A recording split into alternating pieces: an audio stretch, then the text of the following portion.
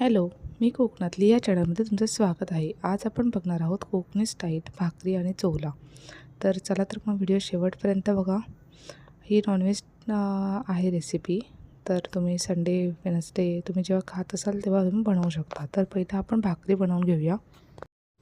बघा, भाकरीचं पीठ मळून घेऊया. तर थोडं थोडं पाणी घालून आपण हे पीठ घट्ट असं मळून घेणार आहोत, म्हणजे आपल्या भाकरी छान होतात. तर आता माझं पीठ मळून झालं आहे. छोटासा गोळा घेऊन आपण भाकरी थापून घेऊया. तर एकदम इझी असते भाकरी करायला आणि आमच्या कोकणामध्ये जास्त तर भाकरीच खाल्ली जाते, त्यामुळे मला ती व्यवस्थित जमते. तर चला आपण आता भाकरी थापून घेऊया. ज्यांना भाकरी जमत नसेल त्याने छोटासा गोळा घेऊन छोट्या छोट्या भाकऱ्या, जसं आपण चपातीचे फुलके असतात तशा भाजल्या तरीही छान होतात. तर मी बघा केवढी मोठी भाकरी भाजली आहे. ॲक्च्युली गॅस आपला असतो तो थोडा पूर्ण तव्यापर्यंत जात नाही, म्हणून मी साईज छोटी केली. तर मस्त असं आपली भाकरी मी टाकते आहे. टाकल्यावरती लगेच त्याला पाणी लावून घ्यायचं आहे आणि चारही साईडने चमचा घालून जर ती परतत असेल तर त्याला नंतर पाणी वरचं थोडंसं सुकल्यावरती परतून घ्यायची आहे. तर आता माझी भाकरी मी एका साईडने प्रॉपर अशी भाजून घेणार आहे. त्याला परतून त्याच्या कडाही भाजून घ्यायच्या आहेत प्रॉपर, म्हणजेच ती भाकरी प्रॉपर अशी फुगते. बघा, मी चारही साईडने त्याला व्यवस्थित असं भाजून घेतलं आहे आणि नंतर त्याला परतली तर भाकरी फुगते आणि मस्त अशी टम्म फुगलेली भाकरी खायला पण मजा येते. तर आता इथे मी सगळ्या भाकऱ्या तशाच भाजून घेणार आहे आणि परतून त्याला व्यवस्थित दोन्ही साईडने भाजून बघा भाकऱ्या माझ्या फुगत आहेत. चला तर मग अशाच सगळ्या भाकऱ्या भाजून घेऊया.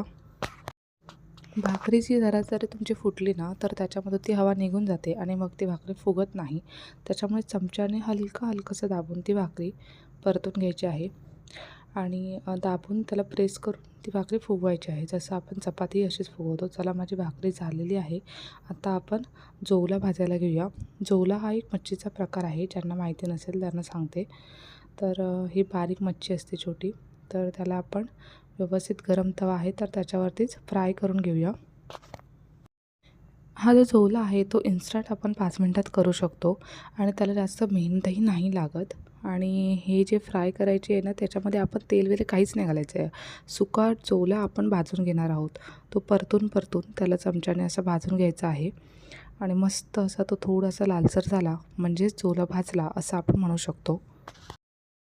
ह्या जवल्याचा वासच एवढा छान असतो ना की आपण जवला आपल्या घरात केला तरी 4 घरामध्ये त्याची बातमी पोचते, असा हा पदार्थ आहे.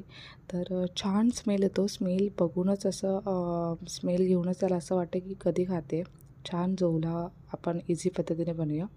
तर आता माझा जवला इथे फ्राय झाला आहे. आता जवला आपण फोडणीला नाही देणार आहे. काही लोक याला फोडणीलाही देऊन खातात, म्हणजे आपण मसाला आणि कांदा जसं आपण आता ह्याला फ्रायमध्ये मिक्स करणार आहे तसंच त्याला फोडणीला देऊन करतात. तर इथे मी आता कांदा घेतला आहे, तो बारीक चॉप्स करून घ्यायचा आहे. कांदा जसा आपण फोडणीला घालतो तसा. तर इथे मी 2 कांदे घेतले आहेत, कारण माझा जवला अर्ध वाटक्यात जवला होता, त्याच्यामुळे 2 कांदे घेतले आहेत. तुमच्या प्रमाणानुसार तुम्ही कांदा यूज करू शकता, पण शक्यतो कांदा जास्त असावा, म्हणजेच तो जवला टेस्टी लागतो खायला. चला तर मग माझा आता कांदा कापून होत आला आहे. आता आपण पुढची रेसिपी बघूया. तर आता हा कांदा कापून झाल्यानंतर बघा मी बारीक कापून घेतला आहे. तो कांदा आपण घालणार आहोत जवल्यामध्ये आणि त्याला अजून काय काय घालणार आहोत बघूया. आता जवल्यामध्ये कांदा घालून झाल्यानंतर थोडंसं त्याला हाताने मिक्स करायचं आहे, म्हणजे कुठेही जाड कांदा नाही राहिला पाहिजे. तर आता अशा प्रकारे मी सगळा कांदा घालून घेतला आहे. आता मी कांदा घातला आहे जवल्यामध्ये. आता मसाले घालूया. हे घालते मी घरगुती तिखट मसाला. तर हा मसाला तुम्हाला जसं तिखट पाहिजे त्यानुसार घालू शकता. मी इथे 1 चमचा मसाला यूज केला आहे. आमचा मसाला तिखट झणझणीत आहे, त्याच्यामुळे मी तेवढा मसाला यूज केला आहे. याच्यामध्ये मीठ घालताना मात्र खूप कमी प्रमाणात घालायचं आहे, कारण ती जी मच्छी असते ती ऑलरेडी खारट असते, त्याच्यामुळे थोड्याच प्रमाणात मीठ घालायचं आहे, जेणेकरून आपला कांदा आणि मसाला जो घालते त्याला ते मीठ लागावं. त्याच्यानंतर आपण घालणार आहोत आगळ. आता आमच्याकडे कोकणी पद्धतीला आगळ म्हणतात. आगळ म्हणजेच काय, जे कोकमाचा जो रस असतो तो असतो याच्यामध्ये.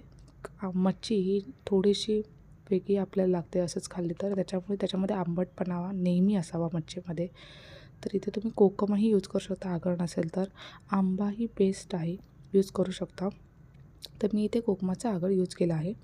आणि नंतर आपण त्यात तेल घालूया. थोडंसं तेल ह्याच्यासाठी घालायचं आहे की तो ड्राय नाही लागला पाहिजे, म्हणून थोडंसं तेल घालून त्याला प्रॉपर असं मिक्स करून घेऊया.